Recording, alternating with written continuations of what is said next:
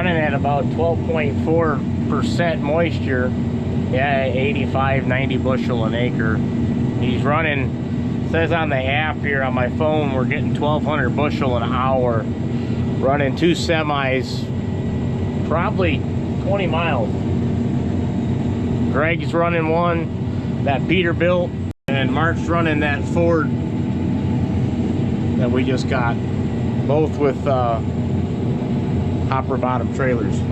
We're at almost 30 acres worth, under 12% moisture, 76 bushel per acre, 133,000 bushel, or 133,000 pound dry weight, 2,200 bushels so far.